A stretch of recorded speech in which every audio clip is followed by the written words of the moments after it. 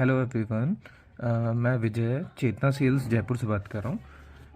क्या होता है, देखिए, हम कई बार आप लोग कुछ सप्लाई करते हैं, जैसे कोई भी बिज़नेस कर रहे हो तो आपको कुछ ना कुछ चीज़ की रिक्वायरमेंट होती है परचेज़ करने की, आपको पता नहीं है, आप गूगल पे सर्च करते हैं कि इसका कौन डीलर है। ठीक है, आपने उसका फाइंड कर लिया। कई बार क्या होता है, गूगल पे लोग बाग अपनी फर्जी लिस्टिंग कर लेते हैं और लोगों को ठगते हैं, स्कैम करते हैं। तो उसका चेक करने के लिए आपको सबसे बेस्ट ऑप्शन मैं बताता हूँ।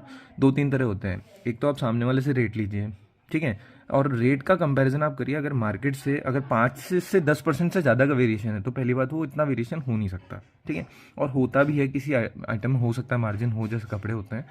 तो आपको उसके सबसे पहले जाना है, उसका उससे डिटेल लीजिए। उसके बाद आप जीएसटी की वेबसाइट पर जाइए। ठीक है, इसमें गूगल पर सर्च करेंगे आप जीएसटी पोर्टल लॉगिन करके, ठीक है, तो ये आ जाएगा। इसके बाद आप जीएसटी पोर्टल लॉगिन करेंगे तो आपको यहाँ पे सर्च टैक्स पेयर का ऑप्शन दिखेगा, सर्च बाय जीएसटीआईएन नंबर।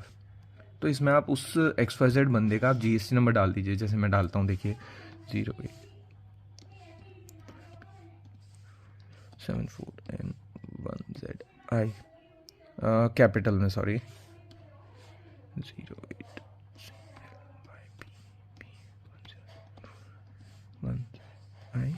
फिर ये कैप्चा डाल देंगे 487962। ठीक है, अब आपने पहली बात तो ये देखनी है कि ये जो उसने बताया वो सब एक्चुअल है कि नहीं है। ठीक है, इसमें एड्रेस भी आ जाता है आपका, और भी डिटेल आएंगी, वो किस किस चीज़ में डील करते हैं, ये भी सब चीज़ें आ जाएंगी। ठीक है, इसके बाद में आपको दो तीन चीज़ें और चेक करनी होती है। इनकी देखनी है आपको शो फाइलिंग टेबल की, भाई ये जीएसटी रिटर्न भरते भी हैं कि नहीं भरते। कहीं आपको बोल दिया जीएसटी रिटर्न भर रहे हैं कि नहीं भर रहे, तो आपको इसमें दिखेगा। ये GSTR 1 होती है जिसमें सामने वाला अपनी सेल की हर महीने की फाइल कर रहा है। देखिए, हर महीने की उसकी फाइल है। ठीक है, ये GSTR 3 भी होता है कि वो जिससे परचेज कर रहा है वो उसकी रिटर्न भी फाइल कर रहा है कि नहीं कर रहा है, तो वो भी बिल्कुल कर रहा है।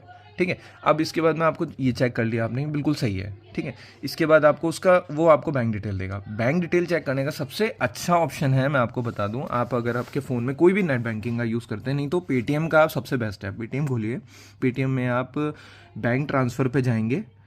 बैंक ट्रांसफ़र पे आप जा कर के उसका अकाउंट नंबर और IFSC सिर्फ लिखेंगे, उसका नाम मत लिखिए, क्योंकि देखिए आजकल अकाउंट में क्या होता है, मैं आपको बैंक ट्रांसफ़र के बारे में बताता हूँ कि आजकल आप किसी का भी अकाउंट नेम कुछ भी डाल दीजिए, या आप घनश्याम भी डाल देंगे, राधेश्याम डाल देंगे, कुछ भी डाल देंगे, वो कोई भी मैटर नहीं करता। मैटर करता है सिर्फ अकाउंट नंबर और IFSC।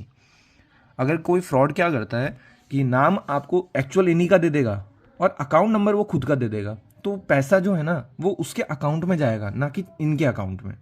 तो आपको सबसे बेस्ट क्या करना है कि उसका गूगल पे